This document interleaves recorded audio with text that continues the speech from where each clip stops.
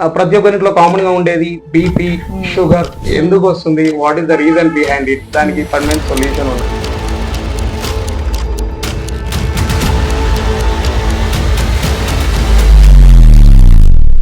Cough ఎక్కువ attack చేస్తున్న వాళ్ళకి మెడికేషన్ తీసుకోకపోవడం వల్ల ఆ కఫ్ అనేది జామ్ అవ్వడం వల్ల విల్ కన్వర్ట్ అయ్యి ఆస్తమా, అసలు అతనికి ఆస్తమా అనేది లేకుండా పోయింది. అసలు అంటే హ్యాబిట్స్ ఉన్న వాళ్ళకి ఎందుకు ఇలా? ఆయనకు అసలు నిజం మన బాడీ అనేది ఒక చాలా బ్యూటిఫుల్ మెకానిజం. యాంటీబయాటిక్స్ ఇవ్వడం అనేది చాలా కామన్ అయిపోయింది. యాంటీబయోటిక్ అనేది ఫస్ట్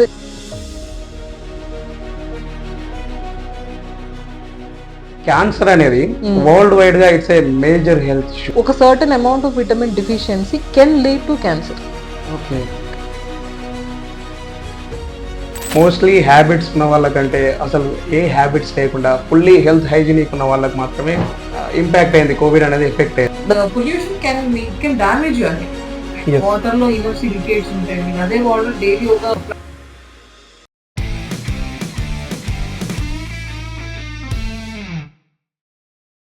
హలో అండి అతుల్య గారు, హలో అండి. Thanks for accepting this podcast. ఈ పాడ్కాస్ట్ చాలా స్పెషల్ అండి. చాలా మందికి మనకు జనరల్ గా ఎన్నో డౌట్స్ ఉంటాయి. ఈ డౌట్స్ క్లారిఫై చేసుకోవాలని ఉంటది కానీ they don't even have time. When they have issue, మనకు ప్రాబ్లం వచ్చినప్పుడు, హెల్త్ ఇష్యూస్ వచ్చినప్పుడు మాత్రమే వాళ్ళు హాస్పిటల్ కి వెళ్ళడం, దాని స్టార్ట్ అవుతుంది. బట్ దానికి అసలు రూట్ గా ప్రాబ్లం ఎక్కడి నుంచి వస్తుంది, అసలు ఏంటి అనేది ఎవరు కూడా తెలుసుకునే టైం ఉండట్లే in busy world. Today will discuss early 80s లో వచ్చేసి people were more healthy and active. Even వాళ్ళు నైట్ మిగిలిపోయిన చద్దన్నం, లైక్ వెల్లుల్లి కారం, పచ్చళ్ళు ఇట్లా తినేవాళ్ళు. But they are more strong. We are looking to our grandparents, మన బామ్మ వాళ్ళే కావచ్చు, నానమ్మ వాళ్ళు, తాతయ్య వాళ్ళే కావచ్చు. వాళ్ళని చూస్తే ఈవెన్ వాళ్ళ విజనే కావచ్చు, వాళ్ళ వినికిడే కావచ్చు, చాలా స్ట్రాంగ్ గా ఉంటుంది, మనకంటే బెటర్ గా ఉంటుంది. When it comes to our generation, చిన్న పిల్లలతో మొదలుకొని ఈవెన్ పెద్ద వాళ్ళ వరకు కూడా ప్రతి ఒక్కరింట్లో ఏదో ఒక ఇష్యూ. అది మనం జనరల్ గా చూసే దాంట్లో ప్రతి ఒక్కరింట్లో కామన్ గా ఉండేది బీపీ, షుగర్ ఎందుకు వస్తుంది, what is the reason behind it, దానికి పర్మనెంట్ సొల్యూషన్ ఉండదా? బీపీ షుగర్ స్పెసిఫిక్ గా చెప్పాలంటే అది ఒక వాస్ట్ టాపిక్. 140/90 కంటే ఎక్కువ ఉన్న రీడింగ్స్ ని మనము హైపర్ టెన్షన్ అంటాం. నార్మల్ బ్లడ్ ప్రెషర్ వచ్చేసి ఓకే, మనం పైన రికార్డింగ్, కింద recording systolic blood pressure, diastolic blood pressure అని ఉంటుంది. 100 to 120 వచ్చేసి సిస్టోల్, 60 to 80 వచ్చేసి డయాస్టోల్. ఈ నార్మల్ రేంజ్ అన్నమాట. సో ఈ బీపీ అనేది శరీరం లోపల, మన బాడీ లోపల బ్లడ్ అనేది, మన ఆర్టరీస్ నాళాలు ఏవైతే ఉన్నాయో, ఈ బ్లడ్ అనేది ఎంత ప్రెషర్ ఎగ్జర్ట్ చేస్తుంది. సో మన హార్ట్ అనేది ఒక పంపింగ్ మెకానిజం. ఇప్పుడు మోటార్ అనుకోండి, మనం తీసుకున్న మోటార్ లాగా ఒక పంపింగ్ మెకానిజం మన హార్ట్. సో హార్ట్ అనేది పంప్ చేస్తూ ఉంటది ఆర్టరీస్ నుంచి బ్లడ్ అని. కొలెస్ట్రాల్ ఉండడం వల్ల మెయిన్ రీజన్స్ లో ఒకటి, చాలా రీజన్స్ ఉన్నాయి, దాంట్లో ఒక రీజన్ ఇప్పుడు హైపర్ లిపిడీమియా ఆర్ కొలెస్ట్రాల్ అంటాం. దాని వల్ల బ్లాక్స్ ఉండడం వల్ల ప్రెషర్ అనేది ఎక్కువ ఎగ్జర్ట్ చేయాల్సి వస్తుంది. ఇంకొకటి సాల్ట్ ఎక్కువ తీసుకోవడం వల్ల. సో హైపర్ టెన్షన్ లో మళ్ళీ 2 డిఫరెంట్ టైప్స్ ఉంటాయి. Primary hyper tension, secondary hyper tension అని డివైడ్ చేస్తూ ఉంటాం. ప్రైమరీ అని అంటే మళ్ళీ దానికి జెనెటిక్ రీజన్స్, మీ ఫాదర్ మదర్ కి ఎవరికైనా ఉంటే మీకు డైరెక్ట్ ఇన్హెరిట్ అయ్యే అవకాశాలు ఉంటాయి. ఇంకొకటి లైఫ్ స్టైల్, ఇక్కడ నుంచి కదలకుండా కూర్చొని పనిచేసేవి, ఫిజికల్ యాక్టివిటీ తక్కువ ఉండడం వల్ల, మెయిన్ గా ఐటీ ప్రొఫెషనల్స్ ఈ కాలంలో చూసినట్టయితే.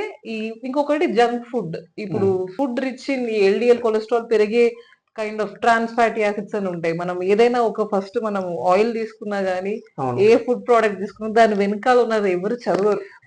ఎనర్జీ ఎంత ఉంది, ట్రాన్స్ ఫ్యాటీ యాసిడ్స్ ఎన్ని ఉన్నాయి, సాచురేటెడ్ ఫ్యాటీ యాసిడ్స్, అది చూసినట్లయితే అది మనకి హార్మ్ఫుల్ కాదా అనేది మనము చెప్పగలం, అర్థమవుతుంది. సో ఏదైనా మనం ఆ ప్రోడక్ట్ బ్రాండ్ నేమ్ చూసే ఫస్ట్ వెనకాల ఉన్నది చదవమని డిస్క్రిప్షన్ చూడండి. దాంట్లో ఏముంది, ఏమేమి యాడెడ్ స్వీట్నర్స్, ఆర్టిఫిషియల్ ఫ్లేవర్స్ ఉన్నాయా, సోడియం కంటెంట్, సోడియం బెంజోయేట్ అని ఇంకొకటి, ఇట్లాంటివి ఏమన్నా ఎక్కువ ఉన్నాయా చూస్తే మనం తెలియకుండా తీసుకునే డైలీ కన్సంప్షన్ లో మనం తీసుకునే ఫుడ్ లోనే మనకి హార్మ్ఫుల్ అనేది తెలుసుకోవాలి ఫస్ట్. మనము ఫుడ్ తో పాటు, రెగ్యులర్ గా తీసుకునే ఫుడ్ తో పాటు అలాంగ్ విత్ వాటర్, తింటున్నప్పుడు ఎక్కువగా వాటర్ తాగడం వల్ల, తీసుకోవడం వల్ల అది ఆ కొలెస్ట్రాల్ అనేది బ్లడ్ లో ఎక్కువ ఇంజెక్ట్ అయ్యి దాని వల్ల బీపీ పెరుగుతుంది అంటారు.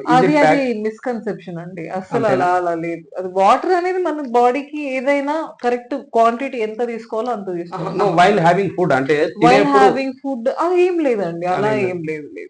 ఫుడ్ మన కడుపులోకి వెళ్ళంగానే అక్కడ ఉన్న యాసిడ్ ఏదైతే ప్రొడ్యూస్ అవుతుందో అది ఆ ఫుడ్ ని డైజెస్ట్ చేసి తీసుకెళ్తుంది. సో ఆ రెండు మిక్స్ అవ్వడం వల్ల బీపీకి దానికి అస్సలు సంబంధం లేదు. మనం తీసుకునే పచ్చళ్ళు వీటిలో ఎంత సాల్ట్ కంటెంట్ ఉంటుందో మనకి తెలుసు కదా. ఇప్పుడు చాలా మంది ఇప్పుడు రైస్ లో ఇంత పచ్చడి వేసుకుని తింటారు అనేవాళ్ళు విలేజెస్ ఏరియాలో మనం చాలా చూస్తా ఉంటాం. మనం అవును. డైలీ మనం చూసే కేసెస్ అయితే వాళ్ళు మధ్యాహ్నం ఫుడ్ ఏం తింటారని అంటే అన్నం ఇంత పచ్చడి వేసుకొని తింటాం. ఒక పచ్చడిలో ఎగ్జాక్ట్లీ. ఎంత సాల్ట్ కంటెంట్ ఉంటుందో అది వేసిన వాళ్ళకి తెలుసు.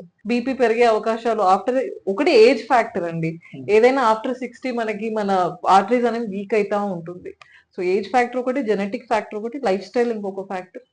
ఇలా మనం చాలా ఫ్యాక్టర్స్ ఉంటాయి. ఇది బీపీ. బీపీ. ఇది బీపీలో లైక్ లో బీపీ అనేది కూడా ఉంటుంది కదా.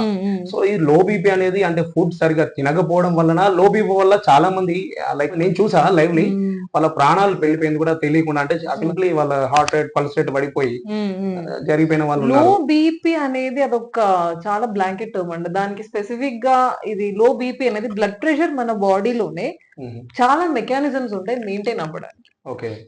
ఇప్పుడు హై బ్లడ్ ప్రెషర్ అయినా గానీ కొంచెం ఒక లిమిట్ కంటే పెరిగిందంటే మన బాడీలోనే రెగ్యులేటరీ మెకానిజమ్స్ చాలా అడ్వాన్స్ గా డెవలప్ అయి ఉంటుంది. ఓకే. అది మన బాడీ మాక్సిమం బీపీ తక్కువైనా ఎక్కువైనా దాన్ని కంట్రోల్ చేయడానికి చాలా ట్రై చేస్తా ఉంటది. ఈ కంట్రోల్ మెకానిజమ్స్ ఫెయిల్ అయినప్పుడే మనం మెడికేషన్ హెల్ప్ తీసుకోవాలి. ఈ బీపీకి అనేది like medication life time medication వాడమేనా సొల్యూషన్ అంటూ ఏం లేదా? మనకి సొల్యూషన్ అని అంటే ఒకటి ఏ డిజీజ్ అయినా prevention is better than cure అని చెప్తాం. మనం before you start treatment maximum అది రాకుండా చూసుకునే బాధ్యత ఏ ఇండివిజువల్ కి ఉంది. తప్పని పరిస్థితుల్లో ఇప్పుడు మన తప్పు ఏం లేదు, మన జెనెటిక్ గా వచ్చేదాన్ని మనము అవాయిడ్ చేయలేం కాబట్టి అలాంటి వాటికి లైఫ్ టైం ట్రీట్మెంట్ తీసుకోవచ్చు. ట్రీట్మెంట్ ఒక్కటే కాదు, డైటరీ మోడిఫికేషన్, దాంతో పాటు అడిషనల్ గా life style modification, life style discipline అనేది చాలా ఇంపార్టెంట్. డిసిప్లిన్ చాలా ఇంపార్టెంట్. విలేజ్ బ్యాక్ డ్రాప్ లో నేను ఎక్కువ చూసా లైక్ ఈ హెల్త్ ఇష్యూ మేబీ ఫార్మింగ్ చేస్తున్నప్పుడు ఆ డస్ట్ వల్ల కావచ్చు, mostly asthma issue. I seen lively చాలా మందిని చూసా నేను. They can't even sleep. Night time లో వాళ్ళు పడుకోలేరు, వాళ్ళ బ్రీతింగ్ కూడా చాలా ఇష్యూ అవుతుంటది. అంటే ఆస్తమా అనే ఇష్యూ అసలు ఎందుకు అటాక్ అవుతుంది అసలు? పేరెంట్స్ ఆర్ ఆస్మాటిక్ ఆ టెండెన్సీ ఉంది అని అంటే వచ్చే అవకాశం ఉంటుంది. ఓకే. ప్లస్ ఇంకొకటి ఆక్యుపేషనల్ ఎక్స్పోజర్ అని అంటే ఫార్మింగ్ చేసే వాళ్ళకి, ఇప్పుడు కోల్ మైన్స్ లో చేసే వాళ్ళకి, వీళ్ళకి ఏంటనంటే ఏదైనా ఎక్స్పోజర్ టూ మచ్ అవుతుంది, డస్ట్ పార్టికల్స్ కానీ లేదనంటే ఇప్పుడు కోల్ ఫైన్ పార్టికల్స్ కానీ అయితే ఆస్మా కాదు, అది మనకి బ్రాంకైటిస్ లాగా ఎఫెక్ట్ చూపిస్తూ ఉంటది. ఆక్యుపేషనల్ లంగ్ హజార్డ్స్ అని వేరే ఉంటుంది. ఆస్మా అనేది ఏంటి, జస్ట్ షార్ట్నెస్ ఆఫ్ బ్రెత్ లోనే ఒక టర్మ్ అంతే. It's kind of cough struck అవుతుంటదా? కఫ్ అని కాదు, బ్రెత్లెస్నెస్ అనేది ఫీల్ అవుతా ఉంటుంది. రెస్పిరేటరీ ఆల్వియోలో ఏదైతే ఉందో అది ష్రింక్ అయి ఉంటుంది. ఆ మజిల్స్ ఏవైతే ఉన్నాయో స్పాజమ్ కి అండర్గో అయ్యి చిన్నగా అయ్యే అవకాశం ఉంటుంది. సో ఏం చేస్తామనంటే మనం తీసుకునే ఇన్హేలర్ లో బ్రాంకో డైలేటర్స్ అని ఉంటాయి అన్నమాట. ఏదైతే మన ఆల్వియోలో లోపల లంగ్స్ లోపల ఉన్న ఇదైతే ఉందో దాన్ని కొంచెం డైలేట్ చేస్తా ఉంటుంది. సో ఇట్లాంటి ఆస్మా అనేది యూజువల్లీ ట్రిగర్ పొద్దున కోల్డ్ క్లైమేట్ లో ఉన్న వాళ్ళకి, యూజువల్లీ ఎర్లీ మార్నింగ్స్ లో మనకు ఆస్మా అటాక్ అయ్యే అవకాశం ఉంటుంది.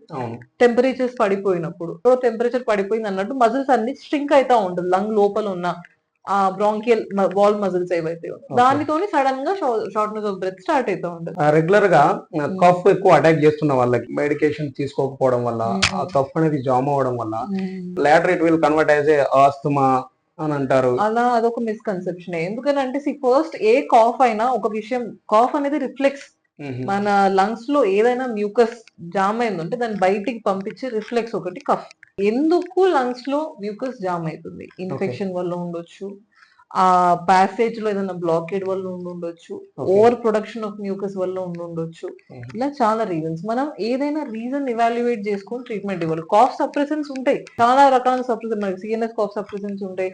కాఫ్ అనేది ఒక సిమ్టమ్ ఏంటంటే మన lungs is trying to expel something out side. అది. సో అలా కాకుండా మనం కాఫ్ వచ్చింది వెంటనే మనం మెడిసిన్ సిరప్ తీసేసుకుంటున్నాము అంటే అది కాదు. అదొక ప్రాపర్ ట్రీట్మెంట్ లో ఇదే కాదు. ఈవెన్ ఇయర్స్ నుంచి ఈ ఆస్తమా ఇష్యూతో సఫర్ అవుతున్న వాళ్ళు చాలా మంది ఉన్నారు. I want to share one funny thing. Asthma ఒక పేషెంట్ ఉన్నారు. He has a alcohol habit ఉంది. తను మందు తాగుతుంటారు, డ్రింక్ చేస్తారు, స్మోక్ చేస్తారు. లేటర్ ఆఫ్టర్ ఇయర్స్ అసలు అతనికి ఆస్తమా అనేది లేకుండా అయిపోయింది. అసలు అంటే హ్యాబిట్స్ ఉన్న వాళ్ళకి ఎందుకు ఇలా? ఆయనకు అసలు నిజంగా ఆస్తమా ఉండేదో లేదో తెలుసుకోండి ఫస్ట్. ఎందుకంటే ఆస్మా అనేది అంత తొందరగా డయాగ్నోస్ చేయమండి. అది for prolong period of time ఆ పేషెంట్ హిస్టరీ బట్టి, ఫ్యామిలీ హిస్టరీ బట్టి మనం ఒక డయాగ్నోసిస్ కి వస్తా ఉంటాం. ఎక్స్రేస్ ఇవన్నీ తీసి చూసినాకనే పల్మరీ ఫంక్షన్ టెస్ట్ అని ఉంటది, లంగ్స్ ఏ విధంగా పనిచేస్తుందని చూసే మనం ఆస్మా అనే డయాగ్నోసిస్ కి వస్తాము. హైపర్ వెంటిలేషన్ అని ఇంకో కండిషన్ ఉంటుంది. ఇప్పుడు చాలా మంది మన హాస్పిటల్స్ లో అట్లనే ప్రెసెంట్ అవుతా ఉంటారు. ఇంట్లో ఏదైనా గొడవ అయ్యి బాగా బ్రెత్లెస్నెస్ లాగా, ఎగ్జర్షన్ లాగా, అది హైపర్ వెంటిలేషన్ కండిషన్స్ చాలా చూసాం. ఓకే. అది సైకలాజికల్, యూజువల్ సైకలాజికల్ గా మనం ఓవర్ స్ట్రెస్ టెన్షన్ తీసుకున్నా కూడా తీసుకొని ఇప్పుడు బ్రీత్ అందకపోవడం. అటెన్షన్ కోసము ఇట్లా ఎక్కువ బ్రెత్లెస్నెస్ చూపించడము, అది వేరే కండిషన్, అది అసలు ఆస్మానే కాదు. ఇంకొకటి మీరు చెప్పినట్లు ఈ ఆక్యుపేషనల్ ఈ డిజార్డర్స్ ఏవైతే ఉన్నాయో, ఇప్పుడు పాత కాలంలో మనం చూసినట్లయితే మనము ఫీల్డ్స్ లో మన ఫార్మర్స్ వాళ్ళు ఎరువులు పెద్దగా వేయకపోతుండే, ఫర్టిలైజర్స్ ఇప్పుడు కెమికల్ అవును. ఫర్టిలైజర్స్ అనేది ఎక్కువ యూజ్ చేయకపోతుండే, మాక్సిమం న్యాచురల్ గా ఎంత Yeah. పంట వస్తుండేనో ఆ పంట నుంచి మీరు వస్తుంది. చెప్తుంటే even I feel like I use to spray body deodorants, perfumes. Like when I was working for US company, so night shift లో వర్క్ చేయాలి. నేను కూడా I use to use perfumes, regular గా పర్ఫ్యూమ్స్ వాడేవాడిని. పర్ఫ్యూమ్స్ వాడడం వల్ల I notice continuous cough ఉండేది. అరే ఎందుకు వస్తుంది after a few months, to be honest perfume అయిపోయింది. I couldn't able to buy a perfume. Later I notice నాకు కఫ్ అనేది తగ్గిపోయింది. అసలు ఎందుకు I got to know later. Okay fine, దీని వల్ల ఈ గ్యాస్ట్రిక్, ఈ పర్ఫ్యూమ్స్ కానీ కెమికల్స్ వల్ల కూడా వస్తుందేమో అని. అన్యాచురల్ గా ఏదైనా మన బాడీ రిపల్ చేస్తూ ఉంటుందండి. మాక్సిమం మన బాడీ అనేది ఒక చాలా బ్యూటిఫుల్ మెకానిజం. Yeah. అది అంత మంచి మెషిన్ అని అంటే even we're pretty much surprise being in this profession, medical profession లో ఉండి కూడా ఇలాంటి ఒక సృష్టిని మనం ఎవరు క్రియేట్ We can't చేయలేము. create it. ఎందుకంటే మాక్సిమం డిసీజ్ మన బాడీయే ట్రై చేస్తుంది సప్రెస్ చేయడానికి. సో అట్లాంటప్పుడు we have to do justice to our body అని అంట. మోస్ట్ ప్రాబ్లీ అదే బాడీ తనంతట దాన్ని క్యూర్ చేసుకోవడానికి ట్రై చేస్తుంది. తాను హీల్ చేయడానికి బాగా ట్రై చేస్తుంది. ఆ ట్రై చేసే స్టేట్ లో మనం దానికి మంచి ఫుడ్, ఇమ్యూనిటీ ఇట్లాంటి ఇస్తా ఉంటే మనకి ఈ immunity boosting foods as you said, like మీరు చెప్తుంటే ఈవెన్ ఐ ఫీల్ లైక్ మనకు కూడా ఫీవర్ అంత ఈజీగా అటాక్ చేయదు. అది ఇన్సైడ్ బాడీలో లో ఫీవర్ వస్తూ బాడీ ఆర్గాన్స్ ఎఫెక్ట్ అవుతూ later one point it will blast. Fever అనేది బేసికల్లీ ఏంటనంటే మన సెకండ్ లైన్ ఆఫ్ డిఫెన్స్ అని అంటాం బాడీలో. ఇప్పుడు Okay. ఏదన్నా ఎక్స్టర్నల్ ఏజెంట్ మన బాడీలో వచ్చిందని అంటే ఫీవర్ ఏంటి, బాడీ టెంపరేచర్ ని రైజ్ చేస్తా ఉంటది in order to suppress this infectious agent. Okay. Fever అనేది ఒక రోగం కాదు, అది మన బాడీ చూపించే ఒక మెకానిజం. ఇప్పుడు ఏదైనా ఎక్స్టర్నల్ ఏజెంట్ మన బాడీలో వస్తే టెంపరేచర్ పెరగడం వల్ల దాని గ్రోత్ సప్రెస్ అవుతా ఉంటది బాడీలో. ఓకే. ఇప్పుడు ఏ బ్యాక్టీరియా కన్నా వైరస్ అయినా ఒక ఐడియల్ టెంపరేచర్ ఉంటది గ్రో అవ్వడానికి, దాని కౌంట్స్ పెంచడానికి. ఓకే. ఆ టెంపరేచర్ మన బాడీ కరెక్ట్ గా ఉంటది, మన బాడీ ఐడియల్ టెంపరేచర్ బ్యాక్టీరియా పెరగడానికి, వైరస్ పెరగడానికి. బాడీ ఏం చేస్తుంది, ఇట్లాంటివి వచ్చినప్పుడు వీటి గ్రోత్ సప్రెస్ చేయడానికి దాని టెంపరేచర్ అది పెంచుతా ఉంటది, వీటిని పెరగకుండా ఉంచడానికి అది ట్రై చేస్తా ఉన్నప్పుడు మనం యూజువల్గా, నేనైతే ఇన్ మై ఒపీనియన్, వెంటనే ఫిగర్ వచ్చిన వెంటనే పారాస్టమాల్ వేసి సప్రెస్ చేయొద్దు అని అంట. Let the body do it's job. అదే ట్రై చేసి ఇప్పుడు బాగా టెంపరేచర్ ఒక రెగ్యులేషన్ ఉంటుంది. ఇప్పుడు 102, 103 వరకు వెళ్ళి అక్కడికి ఆగి వెంటనే మన బాడీ దాన్ని తక్కువ చేసుకోవడానికి కూడా ట్రై చేస్తుంది. ఫర్ హెల్దీ పర్సన్ ఇది నేను చెప్పేది. For very person is very healthy, who is very much competent ఉన్న వాళ్ళకి ఇది ఈ మెకానిజం చెప్పగలుగుతారు. మాక్సిమం వాళ్ళకి ఏం వచ్చినా మేము మెడిసిన్ తీసుకోకపోయినా అది వాళ్ళకి హీల్ అయిపోతారు. సంబడి హూస్ గాట్ లో ఇమ్యూనిటీ, ఆ ఇన్ఫెక్షన్స్ ఏజెంట్ ఏదైతే ఉందో అది మన బాడీని ఎఫెక్ట్ చేసే అవకాశం ఇంకా ఎక్కువ ఉంటుంది. ఎంత ఫీవర్ వచ్చినా గానీ ఆ ఫీవర్ అన్కంట్రోల్ స్టేట్ లోకి వెళ్ళిపోతా ఉంటది, అప్పుడు బ్రెయిన్ ఎఫెక్ట్ అవుతా ఉంటది. అప్పుడు మనము పారాసిటమాల్ లాంటివి వేసుకొని సప్రెస్ అందులో కూడా లైక్ చేయడానికి. హై డోసేజ్ తీసుకోవడం లాంటివి ఏమైనా ఎఫెక్ట్ అవుతుంటాయా? ఇది మనకి ఒకటి ఏంటంటే ఏ పేషెంట్ వచ్చినా ఒకటే ట్రీట్మెంట్ ఇవ్వడం అనేది అసలు అది చాలా కరెక్ట్ పద్ధతి కాదు. ఓకే. ఒక పేషెంట్ బాడీ బట్టి, వాళ్ళ డైట్ బట్టి, వాళ్ళ హిస్టరీ బట్టి, వాళ్ళకి ఎన్ని రోజుల నుంచి వాళ్ళ పర్సనల్ గా కస్టమైజ్డ్ ట్రీట్మెంట్ అనేది ఇవ్వాలి. పర్సన్ టు పర్సన్ వేరే. అది ఇప్పుడు మీ బాడీకి ఇచ్చింది ఇంకొకరి బాడీకి వేరేలాగా ప్రవర్తించవచ్చు. అవును. అందరికి ఒకటే గ్రూప్ ఆఫ్ యాంటీబయోటిక్ ఇవ్వడం, అందరికి ఒకటే గ్రూప్ ఆఫ్ మెడిసిన్ ఇవ్వడం, అందరికి ఒకటే ప్యాటర్న్ ఆఫ్ ట్రీట్మెంట్ అనేది, అది in fact what we have studied is like each body reacts differently. Okay. So అది చూసుకొని చేస్తే అది కరెక్ట్ గా ఆ పర్సన్ కి పనిచేస్తూ ఉంటుంది అన్నమాట. అండ్ ఈ మధ్య కాలంలో 30 లోకి ఎంటర్ అవ్వగానే చాలా మందిలో చూస్తున్నాం నీ పెయిన్స్, నీ ఇష్యూస్, మోకాళ్ళ నొప్పులు 30+ రాగానే ఇంకా చాలా మందికి ఇంకా ఓల్డ్ ఏజ్. ఈవెన్ నేను పర్సనల్ గా చూస్తున్నా, ఈవెన్ మా మామ్ ఫేసింగ్ సేమ్ ఇష్యూ. మా మమ్మీ కూడా మోకాళ్ళ నొప్పులతో సఫర్ అవుతుంది. మనం బయట చూసినట్టయితే ఇంజెక్షన్స్ తో క్యూర్ అవుతుంది అని అంటున్నారు. Can we believe that? అంటే లైక్ ఇంజెక్షన్స్ తో నిజంగా క్యూర్ అవుతుందా? నీ పెయిన్స్ అనేది మనం అది ఎందువలన వస్తుందని అంటే, ఒకటి బోన్స్ అరగడం వల్ల అని అంటారు. విమెన్ లో after a certain age osteoporosis అనే ఒక కండిషన్ ఉంటుంది. ఏంటంటే బోన్స్ మెల్లమెల్లగా కాల్షియం అనేది అరిగి అరిగి అరిగి బ్లడ్ సప్లైకి వెళ్తా ఉంటది అనమాట ఆఫ్టర్ మెనోపాస్. ఓకే. అలా పీరియడ్స్ ఆగిపోయిన తర్వాత యాహ్! యూజువల్లీ ఈ సమస్య కనిపిస్తా ఉంటది. అవును. ఇదొక reason for women specially. Okay. ఇంకొకటి ఈ కాలంలో మీరు అనేది 30 ఇయర్స్ గ్రూప్ లో ఉన్న వాళ్ళకి ఎందుకు నీ పెయిన్స్ వస్తున్నాయి అని అంటే, ఒకటి ఈ 30 ఇయర్స్ ఉన్న వాళ్ళందరూ దాదాపు ఇంట్లో కూర్చొని పనిచేసే వాళ్ళే ఉంటారు. ఎగ్జాక్ట్‌లీ. సన్ లైట్ కి పెద్ద ఎక్స్పోజర్ ఉండదు వాళ్ళకి. అవును. సో సన్ లైట్ ఎక్స్పోజర్ లేకపోవడం వల్ల వీళ్ళ వైటమిన్ డి లెవెల్స్ ఏవైతే ఉన్నాయో అవి చాలా తక్కువ ఉన్నాయి. ఈ కాలంలో మీరు చూసినట్లయితే ప్రతి ఒక్క patient somebody who is in the age of 20-30 వాళ్ళ vitamin D levels are very low. Less than అవును. 30 ఉంటాయి అందరికి చూసిన ప్రతి ఒక్క మనిషికి నేను చూసిన ఎగ్జాక్ట్‌లీ. కాడికి. ఎగ్జాక్ట్‌లీ. సో అలాంటి ఎందుకు వైటమిన్ డి ప్రొడక్షన్ అవ్వట్లేదు? ఒకటి మనం తీసుకునే ఫుడ్ లో వైటమిన్ డి అంత ఈజీగా మనకు దొరకదు. ఎస్పెషల్లీ సీ ఫుడ్ లాంటి ఆ ఏరియాస్ లో ఉన్న వాళ్ళకి సీ ఫిష్ లో ఒమేగా 3 ఫ్యాటీ యాసిడ్స్ ఇట్లాంటి మనకి vitamin D rich food okay. See okay. Food లో మనకు దొరుకుతుంది. మన ఈ ఏరియాస్ లో స్పెషల్లీ తెలంగాణలో మనకి కోస్ట్ లేదు కాబట్టి మనము ఆ వైటమిన్ డి మనకు కావాల్సిన ఫిష్ లో మనకు దొరకదు కాబట్టి మనము అడిషనల్ గా తీసుకోవాల్సి వస్తుంది. లేదని అంటే సన్ ఎక్స్పోజర్ ఉండాలి. ఓకే. సన్ ఎక్స్పోజర్ అది కూడా ఈ మధ్యాహ్నం ఎండలో తిరిగితే నాకు సన్ ఎక్స్పోజర్ ఉంటది అనేది కాదు. అదొక ప్రాపర్ టైం అనేది ఉండదు. 6 to 8 o'clock in the morning when first sunlight ఏదైతే ఉందో హ్మ్. ఆ టైంలో మన బాడీలో ఉన్న కొలెస్ట్రాల్ ని సన్ లైట్ ఒక సర్టెన్ రేడియేషన్ లో అది వైటమిన్ డి లాగా మన బాడీయే ప్రొడ్యూస్ చేసుకుంటుంది. ఓకే. ఫైన్. అది. హ్మ్. ఇప్పుడు ఈ కాలంలో ఏమైతుందనంటే మనకి యూవీ రేడియేషన్ ఏదైతే ఉందో హార్మ్ఫుల్ రేస్ అనేది చాలా ఓజోన్ లేయర్ ప్రొటెక్షన్ లేకపోవడం వల్ల హార్మ్ఫుల్ రేడియేషన్ కూడా వస్తుంది. సో నేను బాగా ఎండలో తిరుగుతా నాకు స్కిన్ క్యాన్సర్ వస్తదా అని అంటే చెప్పలేము. అందుకే సేఫర్ ఆల్టర్నేటివ్ ఏవైతే చెప్తామో వైటమిన్ డి సప్లిమెంటేషన్ తీసుకోండి. వైటమిన్ డి అంటే లైక్ ఇది బోన్స్ కి కాల్షియం లాగా ఏమన్నా? అవునవును. యాహ్! వైటమిన్ డి ఏంటనంటే మనం తీసుకునే కాల్షియం అబ్జార్ప్షన్ కి. Okay. Calcium, vitamin D complex మనకి ఇక్కడికి వెళ్ళి మన బోన్స్ లో డిపాజిట్ అయితా ఉంటాయి. So for okay. The absorption of calcium మనకి వైటమిన్ డి చాలా అవసరం. ఇప్పుడు ఈ కాల్షియం డెఫిషియన్సీ ఉన్న వాళ్ళు ఉమ్. ఫుడ్ తో రికవర్ చేసుకోవచ్చా? చేసుకోవచ్చు. ఫుడ్ తో రికవర్ చేసుకోవచ్చు. అది కూడా depends on the levels.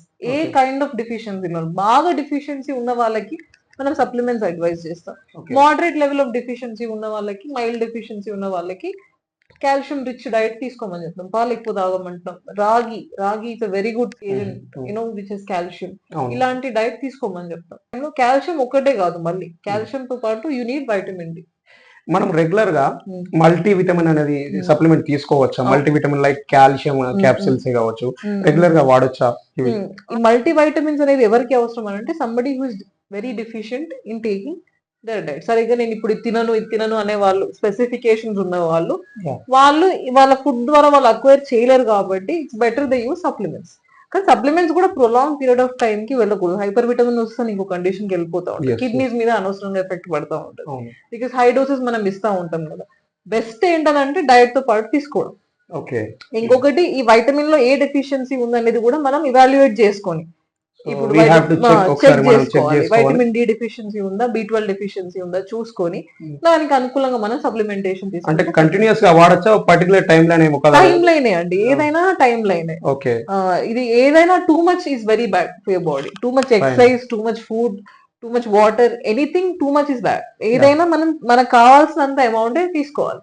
And one more thing ఏంటంటే people are crazy about beauty products. వాళ్ళు బ్యూటీ విషయంలో మోర్ హెల్త్ కాన్షియస్ అయిపోయారు. ఈ బ్యూటీ అనే థింగ్ లో చాలా మంది క్యాప్సిల్స్ వాడడం, హెయిర్ గురించే కావచ్చు, స్కిన్ గురించే కావచ్చు, క్యాప్సిల్స్ వాడడం, మెడిసిన్స్ వాడడం చాలా మంది వాడుతున్నారు.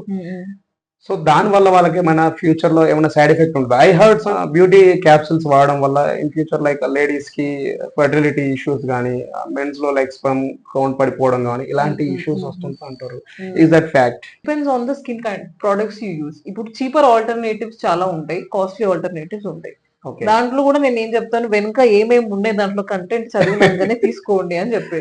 ఇన్ఫ్లుయెన్సర్స్ చెప్పే దాన్ని బట్టి ఇది బాగా పనిచేస్తుంది అని చెప్పేసి మనం గుడ్డిగా తీసుకొని పూసుకోవడానికి ఉండదు. ఎందుకనంటే స్కిన్ ద్వారా అది అబ్జర్వ్ అవుతా ఉంటది మన బ్లడ్ స్ట్రీమ్ లోకి. సో ఆ product if it is harmful, specially phthalates అంటాం, పర్ఫ్యూమ్స్ లో థాలైట్ కంటెంట్ ఒకటి గుర్తుపెట్టుకోవాలి. మీ పర్ఫ్యూమ్స్ లో మీరు ఎప్పుడైనా చెక్ చేయండి, థాలైట్ కాంపౌండ్స్ ఉన్నాయో చూసుకోవాలి. ఏ పర్ఫ్యూమ్ లో అనే ఈ కాలంలో మనం చూసినట్టయితే మనకి సోడియం థాలైట్ అనేది ఉంటుంది. Phthalates are very much harmful to your body. Long period of perfume usage ఇవన్నీ ఇట్ కెన్ ఎఫెక్ట్. ఇంకొకటి సల్ఫైడ్స్ అని ఇంకో కంటెంట్ ఉంటుంది. ఓకే. క్యాప్సిల్స్ అనేవి అంటే హెల్త్ కి అవి బెటర్ ఇప్పుడు అయినా వైటమిన్ ఈ క్యాప్సూల్స్ ఉన్నాయి, ఓకే. అది వాడే వాళ్ళకి it's okay. Vitamin E capsule harmless లాంటి క్యాప్సూల్స్ ఉంటాయి, వైటమిన్ ఈ క్యాప్సూల్ యూజ్ ఇప్పుడు హెయిర్ గ్రోత్ కోసం స్కిన్ వైట్నింగ్ కోసం ఎక్కువ అంటే హై పవర్ మెడిసిన్స్ వాడుతుంటారు క్యాప్సిల్స్ కైండ్ ఆఫ్ విటమిన్స్ కాకుండా I don't know exactly name hair related medicines వాడడం వల్ల 100% ఇష్యూ అవుతుంది మెన్స్ లో అని అంటున్నారు. అలా అంటే హెయిర్ ఇష్యూ ఫర్ మెన్ అనేది అదొక వెరీ మచ్ మనం మాట్లాడాల్సిన విషయం. ఒకటి బాల్నెస్ అనేది బై జెనెటిక్ వస్తూ ఉంటది, ఇంకొకటి టెస్టోస్టెరాన్ లెవెల్స్ ఎక్కువ ఉండడం వల్ల బాల్నెస్ అనేది ఉంటుంది, ప్యాటర్న్ బాల్నెస్ అనేది in men in general. So ఈ మన బాల్నెస్ సప్రెస్ చేయడానికి మనకి ఇంజెక్షన్స్ ఉంటాయి, పిఆర్పి ట్రీట్మెంట్ ఉంటుంది, మినాక్సిడిల్ ఇంజెక్షన్స్ ఉంటాయి, ఇలాంటి కొన్ని ఇంజెక్షన్స్ ఉంటాయి అన్నమాట. వాట్ దీస్ థింగ్స్ డూ అంటే టెస్టోస్టెరాన్ అమౌంట్ ని సప్రెస్ చేస్తూ ఉంటుంది. సో ఏదైనా ఒక సర్టన్ అమౌంట్ వరకే వర్క్ అవుతుంది, కొందరికి పని చేస్తుంది, కొందరికి పని చేయకపోవచ్చు. But in broad term usage ఏంటంటే it can effect your sexual functions అని చెప్తాము. ఎస్పెషల్లీ ఏంటంటే టెస్టోస్టెరాన్ లెవెల్స్ తక్కువ అయ్యేసరికి లాంగ్ టర్మ్ యూసేజ్, అది కూడా ఒకటో రెండు సార్లు యూజ్ చేయడం వల్ల కాదు, ఏదైనా through prescription through dermatologist opinion తీసుకున్నట్లయితే it is well and good. Hair గురించి టాపిక్ వచ్చింది కాబట్టి I'll share you one funny thing. So most probably like hair issue వచ్చిందంటే now generation like even cities లో ఉండేవాళ్ళు లైక్ బెంగళూరు, బాంబే, హైదరాబాద్ లాంటి సిటీస్ లో ఉండేవాళ్ళు మోస్ట్ ప్రాబ్లీ పొల్యూషన్ వల్ల హెయిర్ ఫాల్ అవుతుంది అని మనం ఎక్కడ సోషల్ మీడియాలో చూసినా even doctor says like that only.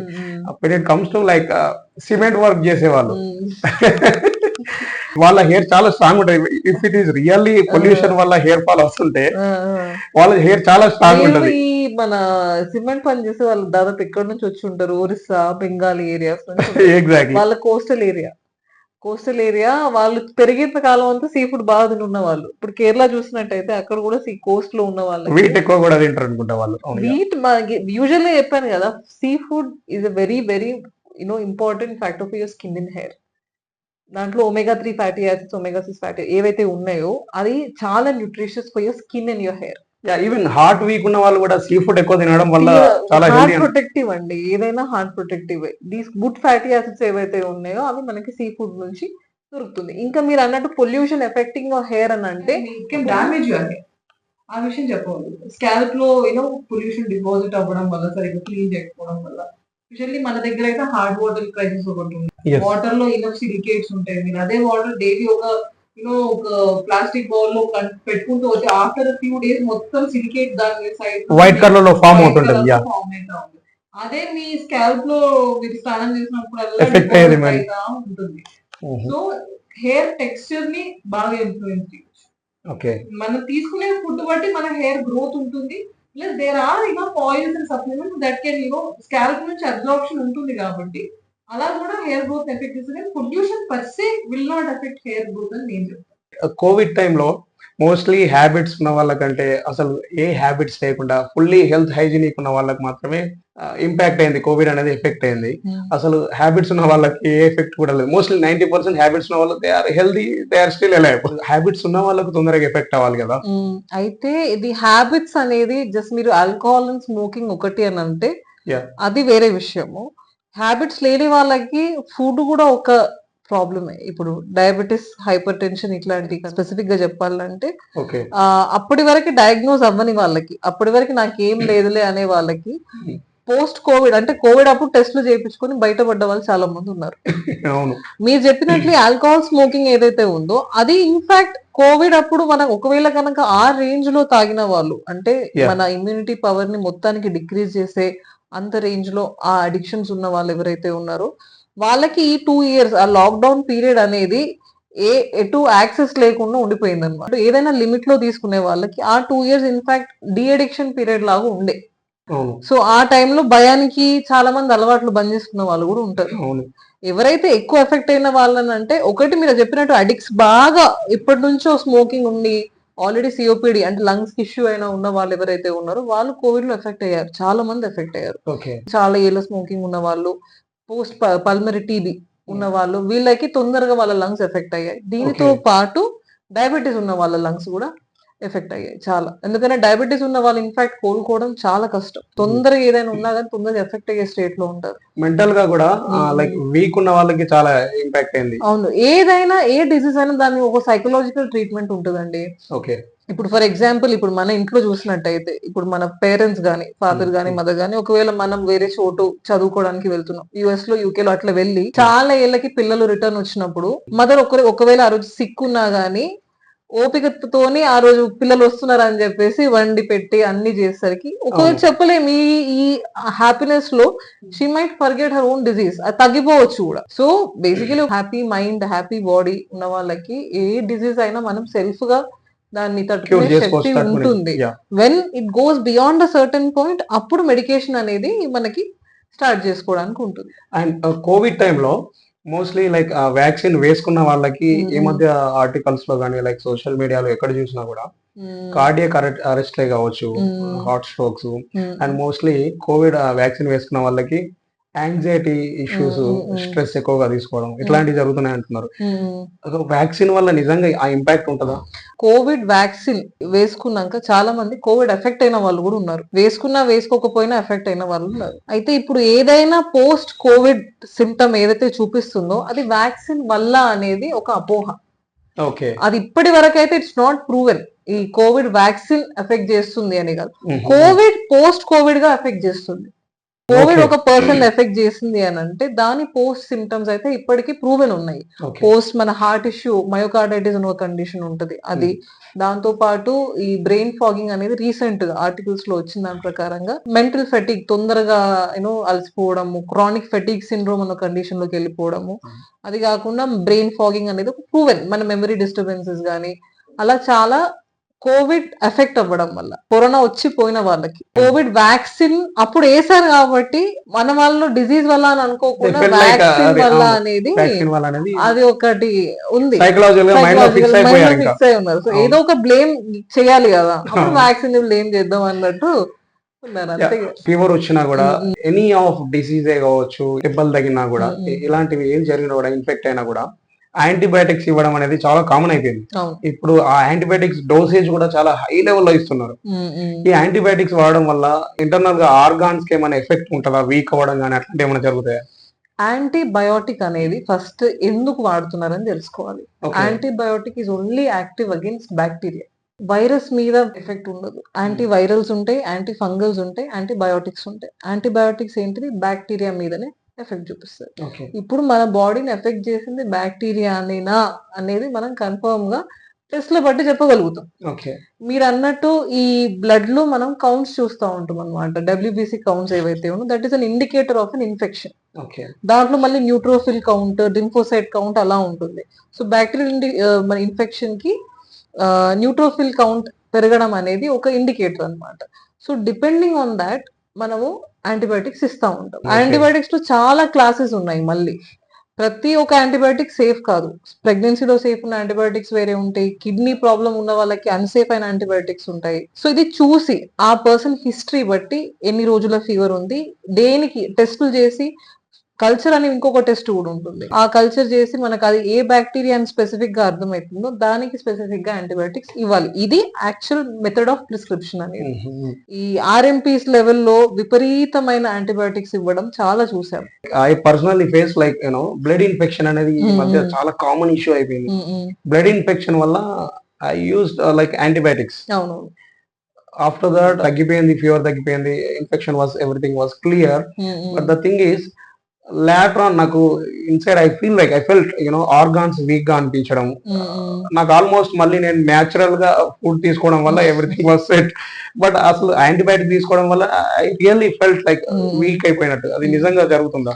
అది మీ ఇమ్యూనిటీ పవర్ పైన డిపెండ్ అయి ఉంటుంది. Somebody who has got very good immunity, somebody ఏదంటే లైఫ్ టైం మంచి ఫుడ్ తీసుకొని ఏ అలవాటు లేకుండా సేఫ్ గా వాళ్ళ బాడీ గురించి కరెక్ట్ గా తెలుసున్న వాళ్ళకి యాంటీబయాటిక్ అవసరం ఉండదు. ఎవరికి యాంటీబయాటిక్స్ అవసరమో, ఎవరికైతే ఇమ్యూనిటీ తక్కువ ఉన్న వాళ్ళు వాళ్ళకి ఇస్తా ఉంటారు. ఇంకొకటి మీరు చెప్పినట్టు blood infection term, in order to explain the condition to the patient మనం వాడే ఒక గ్రాస్ టర్మ్. మీ బ్లడ్ లో ఒక సర్టన్ బ్యాక్టీరియానో వైరస్ ఎనీ ఫంగస్ ఈ 3 ఏజెంట్స్ లో ఏదైనా ఒక ఏజెంట్ ఎఫెక్ట్ అయ్యింది, ఆ ఎఫెక్ట్ అవ్వడం వల్ల మీ బాడీలో డబ్ల్యూబీసీ మన తెల్ల కణాలు అని చెప్తాం తెల్ల చూడండి. రక్త కణాలు. తెల్ల రక్త కణాలు అనేవి దానికి అగేన్స్ట్ గా యాక్ట్ అవ్వడానికి ఇన్ఫెక్షన్ కి ఒక సైన్ అన్నమాట.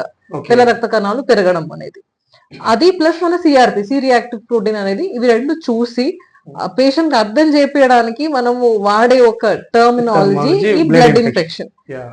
సో బ్లడ్ ఇన్ఫెక్షన్ లో బ్యాక్టీరియల్ ఇన్ఫెక్షన్ ఉందంటే యాంటీబయాటిక్స్ వేస్తే సరిపోతుంది. Okay. Viral infection as such అయితే మనము రెస్ట్ ఇన్ ఫ్లూయిడ్స్ అడ్వైజ్ చేస్తాము.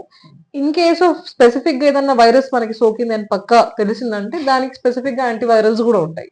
అండ్ వన్ మోర్ థింగ్, మీరు బ్లడ్ ఇన్ఫెక్షన్ గురించి చెప్పారు కాబట్టి skin allergies like you know skin allergies కావచ్చు, స్కిన్ ఇన్ఫెక్షన్స్ కావచ్చు, మనకు కంటిన్యూస్ గా రెగ్యులర్ గా రావడం వల్ల it's sign of liver infection, kind of liver issue ఉంటేనే అట్లా రెగ్యులర్ గా వస్తుంది అంటారు. అది అంటే నిజమేనా? స్కిన్ ఇన్ఫెక్షన్ కూడా మళ్ళీ దాంట్లో టైప్స్ ఉన్నాయి. మనకి ఫంగల్ ఇన్ఫెక్షన్స్ ఉంటాయి, బ్యాక్టీరియల్ ఇన్ఫెక్షన్స్ ఉంటాయి. అది కాకుండా యూనో డర్మటైటిస్ లైక్ ఏదైనా కొత్త డ్రెస్ వేసుకోవడం వల్ల కాంటాక్ట్ డర్మటైటిస్ కానీ, లేదంటే నార్మల్ అలర్జీస్ ఇలాంటి. లివర్ ఒక సైనే. లివర్ లో ఇప్పుడు లివర్ కి ఏదైనా ఎఫెక్ట్ అయితే ఫస్ట్ సైన్ అనేది జాండీస్ లాగా మనకి చూపిస్తా ఉంటుంది. జాండీస్ ఒకటి, విపరీతమైన దురద బాడీ అంతా. చాలా మందికి దురద ఒక కామన్ కంప్లైంట్. మొత్తం కళ్ళు పచ్చగా అవ్వడం అనిపిస్తుంది, ఇంకో దురద పెడతా ఉంటది అని అంటారు. సో లివర్ లో ఏదైనా ఇన్ఫెక్షన్ ఉన్నా గానీ, if the liver is affected, first మనకి సైన్స్ వచ్చేసి బ్లడ్ లో బైల్ కంటెంట్ పెరిగినప్పుడు ప్లూరైటిస్ అంటే దురద ఒక కామన్ ఫ్యాక్టర్. అది లివర్ కి సంబంధించిన ఇష్యూ. ఇది కాకుండా స్కిన్ పెరిఫరల్ గా సంబంధించింది కూడా మనకి చాలా టైప్స్ ఉన్నాయి. స్కేబీస్ ఒక మేజర్ ప్రాబ్లం, గజ్జి అని అంటాము. ఫింగర్ మధ్యలో మనకి రింగ్ వార్మ్ ఇన్ఫెక్షన్స్ ఉండే అవకాశం ఉంటాయి.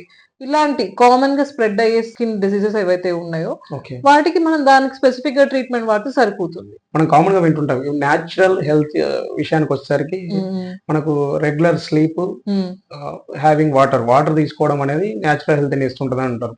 కానీ చాలా మంది డాక్టర్స్ వచ్చేసరికి కొందరేమో ఎక్కువ వాటర్ తాగడం మంచిది అంటున్నారు, కొందరేమో వాటర్ తాగడం వల్ల కూడా హెల్త్ ఇష్యూ అంటున్నారు. ఇందులో ఏది నిజం అసలు?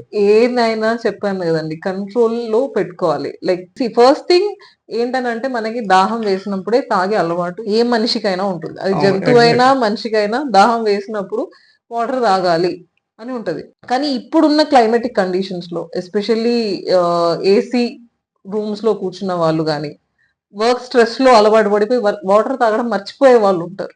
అసలు మార్నింగ్ నుంచి ఏం వాటర్ తాగకుండా సాయంత్రం వచ్చి గుర్తు, సరే నేను వాటర్ తాగలేదు కదా అనేది. అలాంటి వాళ్ళకి మనం స్పెసిఫిక్ గా ఒక బాటిల్ ముందు పెట్టుకొని రోజు 4 to 5 లీటర్స్ తాగండి అని చెప్పాలి. దాహం వేసినప్పుడు తాగడం అనేది అసలు చేయకూడదు. ఎందుకనంటే యూరిన్ ఇన్ఫెక్షన్స్ రావడం, కాన్సన్ట్రేటెడ్ యూరిన్ పాస్ చేసే అవకాశాలు, కిడ్నీ స్టోన్స్ ఫామ్ అవ్వడము ఇవన్నీ ఉంటది. సో ఎంత వాటర్ తీసుకోవాలి, కానీ ఒక అమౌంట్ మనం రిస్ట్రిక్ట్ చేసుకోవాలి. మరి అట్టిగా కూడా తీసుకోవద్దు. ఏదో తీసుకుంటున్నాం అని చెప్పి అట్టిగా ఉన్న కిడ్నీలకు పని ఎందుకు ఇస్తాం? తాగి ఫిల్టర్ చేసి యూరిన్ పోయి అలా కూడా చేయకూడదు. సో ఏదైనా మనకు ఒక స్పెసిఫైడ్ లైక్ 3 to 5 లీటర్స్ ఎంతైతే అవసరమో అంత తాగాలి. యూజువల్ గా అయితే థర్స్ట్ వచ్చేటట్టు చూసుకోవాలి. అంటే ఫిజికల్ యాక్టివిటీ రావాలి. ఒక హెల్దీ పర్సన్ కి థర్స్ట్ అనేది వస్తుంది. దాహం వేసినప్పుడే తాగాలని కాదు, ఎందుకంటే పనిలో పడి చాలా మంది తాగరు. అట్లాంటి వాళ్ళకి ఇంత అమౌంట్ నేను ఒక 2 బాటిల్స్ తాగాలి అని స్పెసిఫిక్ టార్గెట్స్ పెట్టుకుంటే సరిపోతుంది. కర్డ్ లో హెల్దీ బ్యాక్టీరియా ఉంటుంది. సో ఆ హెల్దీ బ్యాక్టీరియా అనేది మనకు డైజెషన్ సిస్టమ్, ఇమ్యూన్ సిస్టమ్ అనేది చాలా ఇంప్రూవ్ చేస్తుంది. తినడం చాలా హెల్త్ కి మంచిది, స్కిన్ కి మంచిది అంటారు. But what is the reason exactly curd night time లో తినడం వల్ల హెల్త్ కి మ్యూకస్ ఫామ్ అయ్యే నంజు వచ్చే అవకాశాలు ఉంటాయని కొందరికి అంటారు. అది ఆయుర్వేదం థియరీ అండి. స్పెసిఫిక్ గా మేము మోడర్న్ మెడిసిన్ లో అలా చెప్పము. బట్ నైట్ టైం తినొచ్చు బాడీ ఎవరికైతే అబ్జర్వ్ చేసుకుంటుంది. అది ఎవరికైతే, కొందరికి ఇప్పుడు లాక్టోస్ అలర్జీ ఇంటాలరెన్స్ ఉన్న వాళ్ళు ఉంటారు, కొందరికి పెరుగు అసలు పడదు. అలాంటి వాళ్ళకి మనం పెరిగిస్తే వాళ్ళ బాడీ యాక్సెప్ట్ చేసుకోలేదు. పాలు ప్రొడక్ట్స్ కి ఇంటాలరెన్స్ ఉన్న వాళ్ళు ఉంటారు. లాక్టోస్ ఇంటాలరెన్స్ స్పెసిఫిక్ గా చెప్పాలంటే చాలా మందికి ఈ కాలంలో ఉంది. అలాంటి వాళ్ళకి మనం వాళ్ళని పాలు తాగండి, పెరుగు తాగండి అని చెప్పేసి వాళ్ళని ఫోర్స్ చేయడం అది కూడా కరెక్ట్ కాదు. బట్ ఏ ఫుడ్ అయినా it's better to limit before 8 PM. 7 to 8 PM లో last meal of the day చేసుకుంటే from 8 PM in the night to next day morning 8 PM వరకు 12 hours of intermediate fasting, that will help a lot. మనం ఆ 12 hours మనం బాడీకి rest ఇస్తున్నాం ఏం పని చేయకుండా. ఏ మీల్ అయినా it's better you finish it the last meal of the day before 8 PM finish చేసుకుంటే అబ్డమినల్ ఒబేసిటీ కానీ కడుపులో ఫ్యాట్ పెరగడం గానీ, బాడీకి అనవసరంగా ఎక్స్ట్రా ఫుడ్ పెట్టి స్ట్రెస్ లో పెట్టడం అవసరం ఉండదు. టీబీ అనే ఇష్యూ నేను కూడా ఐ మీన్ లైక్ చాలా మంది చెప్తుంటారు టీబీ అనే ఇష్యూ వల్ల వాళ్ళు కంప్లీట్ గా దగ్గడం కఫ్ ఫామ్ కావడం, ఈవెన్ సమ్ టైమ్స్ వాళ్ళు బ్లడ్ కూడా అలా కఫ్ చేస్తున్నప్పుడు బ్లడ్ పడడం. అసలు టీబీ అనేది దేని వల్ల వస్తుంది అసలు? టీబీ ఒక బ్యాక్టీరియల్ ఇన్ఫెక్షన్ అండి, మైకోబాక్టీరియం ట్యూబర్క్లోసిస్ అని ఒక బ్యాక్టీరియా. అయితే చిన్నప్పుడే పిల్లలకి అందరికి బీసీజీ వ్యాక్సిన్ ఇచ్చినప్పుడు దీనికి ఇమ్యూనిటీ రావాల్సింది, కానీ ఇన్ఫాక్ట్ ఇప్పుడు అడల్ట్ బీసీజీ వ్యాక్సినేషన్ కూడా ఇస్తున్నాము, బట్ 100% ఇమ్యూనిటీ అనేది గ్యారంటీ చేయదు. అది అందరికి 100% టీబీ స్క్రీనింగ్ చేసి ప్రతి ఒక్కరిని టీబీ రహిత భారతదేశం అని ఒక స్ట్రాటజీ అయితే ప్రస్తుతానికి మన గవర్నమెంట్ ఫాలో చేపిస్తుంది. ఇప్పుడు యుఎస్ లాంటి కంట్రీలో ఒక టీబీ కేసు కూడా ఉండదు. ఇన్ఫాక్ట్ ఇక్కడ నుంచి ఎవరైనా మైగ్రెంట్ వెళ్ళినా కానీ ఫస్ట్ వాళ్ళు టీబీ అంతా చెక్ చేసినాకనే అటు తీసుకుంటారు. సో ఎవరైతే ఇప్పుడు టీబీ మనకి పాజిటివ్ వస్తుందో ట్రీట్మెంట్ ఇస్తే మారుతుంది. అది అంటే like person to person infect అయ్యే స్ప్రెడ్ అయ్యే డిసీజ్ మన సలైవా మన స్పూటం క్లోజ్ కాంటాక్ట్ లో ఉన్న వాళ్ళకి, ఇప్పుడు ఇంట్లోనే ఇప్పుడు టీబీ వచ్చిందంటే మిగతా వాళ్ళు కూడా స్క్రీనింగ్ చేసుకోవాల్సిందే, మాస్క్ పెట్టుకోవాల్సి వస్తుంది. అదే కాకుండా మనకి ట్రీట్మెంట్ వచ్చేసి 6 months ట్రీట్మెంట్ ఉంది, 2+4 ఇంటెన్సివ్ ఫేజ్ కంటిన్యూస్ ఫేజ్ అని ఉంటుంది. ఈ మంత్స్ ట్రీట్మెంట్ వాడేస్తే సరిపోతుంది. సోషల్ మీడియాలో I have seen social media some article I heard like social మీడియాలో వచ్చింది. Even I don't believe it is a fact. Cancer అనేది వరల్డ్ వైడ్ గా it's a major health issue, it's a huge health issue. But cancer అనేది ఇది చాలా wrong వేలో portray చేస్తున్నది పెద్ద హెల్త్ ఇష్యూ లాగా. But it's a kind of deficiency, kind of vitamin deficiency అని I have seen somewhere. Like అది vitamin deficiency నిజంగా అంత పెద్ద హ్యూజ్ హెల్త్ ఇష్యూ నా? ఒక certain amount of vitamin deficiency can lead to cancer. Okay, కానీ cancer మొత్తానికి vitamin D deficiency కారణం అని చెప్పడం కరెక్ట్ కాదు. క్యాన్సర్ లో చాలా టైప్స్ ఉన్నాయి. ప్రతి ఒక్క ఆర్గన్ ని ఒక కైండ్ ఆఫ్ క్యాన్సర్ ఎఫెక్ట్ చేస్తుంది. సర్వైకల్ క్యాన్సర్, బ్రెస్ట్, ఓరల్, ఇలాంటి చాలా క్యాన్సర్స్ ఉన్నాయి. ప్రతి ఒక్క క్యాన్సర్ ఒక స్పెసిఫిక్ జెనెటిక్ ప్యాటర్న్ ఉంటుంది. ఫ్యామిలీలో క్యాన్సర్ హిస్టరీ ఉన్న వాళ్ళకు కూడా వచ్చే అవకాశాలు ఉంటాయి. అది కాకుండా త్రూ అవుట్ మన లైఫ్ లో మనము ఎంత అమౌంట్ ఆఫ్ కార్సినోజన్స్ అని అంటే క్యాన్సర్ కాసింగ్ ఏజెంట్స్, మన లైఫ్ టైమ్ లో మనము క్యాన్సర్ కాసింగ్ ఏజెంట్స్ అయితే కార్సినోజన్స్ కి ఎంత ఎక్స్పోజ్ అవుతున్నామో దానిపైన కూడా డిపెండ్ అయి ఉంటుంది. ఒక డిజీజ్ 100% లో 10% జెనెటిక్ ఆస్పెక్ట్ ఉంటుంది, ఆల్మోస్ట్ ఒక 40 to 50% లైఫ్ స్టైల్ పైన డిపెండ్ అయి ఉంటుంది. ఇప్పుడు ఈ 10% జెనెటిక్ మాత్రం ఉన్న వాళ్ళకి ట్రీట్ చేయడం ఈజ్ ఈజియర్. జెనెటిక్ అంటే క్యాన్సర్ అనేది జెనెటిక్ కూడా వస్తుందండి. ఫ్యామిలీ హిస్టరీ ఉన్న వాళ్ళకి బేసికల్లీ క్యాన్సర్ అంటే ఏంటి, ప్రోగ్రామ్ సెల్ డెత్ ఏదైతే మన శరీరంలో జరుగుతుందో ఆ ప్రోగ్రామ్ కొంచెం చిన్న మ్యూటేషన్ వల్ల, ఆ ఒక మ్యూటేషన్ జెనెటిక్ మ్యూటేషన్స్ అని అంటాం. అది మనం డీటెయిల్ గా వెళ్తే మన డిఎన్ఏ స్ట్రక్చర్ పైన అన్నిటిపైన దాని మీద డిపెండ్ అయి ఉంటుంది. చిన్న మ్యూటేషన్ అటు ఇటు అయ్యి రేడియేషన్ ఎక్స్పోజర్ లేదంటే కెమికల్ ఎక్స్పోజర్ ఇట్లాంటి ఏదైనా చిన్న మ్యూటేషన్ స్టార్ట్ అయిందంటే ఆ మొత్తం ప్యాటర్న్ అంతా ఆ మ్యూటేషన్ వల్లనే ఎంటైర్ సిస్టమ్ అనేది ఎఫెక్ట్ అవుతా ఉంటది. సో అవసరం ఉన్న దానికన్నా ఎక్కువ ప్రొడక్షన్ విపరీతంగా జరుగుతాం. బ్లడ్ క్యాన్సర్ లో అయితే బ్లడ్ సెల్స్ అనేది విగరస్ గా ప్రొడక్షన్ అయ్యి హైగా పెరగడం అనేది క్యాన్సర్ ఆర్ ట్యూమర్ అని మనం చెప్పేది. ఉన్న దానికంటే ఎక్కువ పెరుగుతా ఉంటది అనమాట. ఆ గ్రోత్ కంట్రోల్ అనేది లేకుండా అయిపోతుంది. చిన్న పిల్లల నుంచి పెద్దవాళ్ళకు మొదలుకొని యాంగ్జైటీ, స్ట్రెస్ ఈ ఇష్యూస్ చాలా పెరుగుతున్నాయి. ఈవెన్ లాస్ట్ ఫ్యూ ఇయర్స్ లో మనం చూసినట్టయితే ఈ యాంగ్జైటీ స్ట్రెస్ ఇష్యూ వల్ల సూసైడల్ అటెంప్ట్స్ కూడా చాలా జరిగినాయి. అసలు ఈ యాంగ్జైటీ ఇష్యూస్ అనేవి ఇది మన రెగ్యులర్ లైఫ్ స్టైల్ డైట్ మీద ఆధారపడి ఉంటుందా, లేదంటే వర్క్ ప్రెషర్ తీసుకోలేకపోవడం వలన? What is the reason exactly behind it? ఇది యాంగ్జైటీ అండ్ స్ట్రెస్ స్పెసిఫిక్ గా ఒక రీజన్ ఉండదు దానికి. There are multiple factors that effects right from the day your born అప్పటి నుంచి లైఫ్ స్టైల్లో మన లైఫ్ లో మనం ఏమేమి ఎదుర్కొన్నాం అదంతా మన మెంటల్ హెల్త్ ని షేప్ చేస్తూ ఉంటుంది. అక్కడెక్కడన్నా చిన్న ఫాల్ట్ వచ్చినా గానీ it effects in the later phases of life.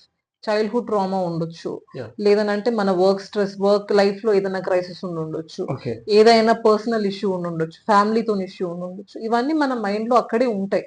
Brain అనేది అంత ఈజీగా మర్చిపోదు ఏ విషయం.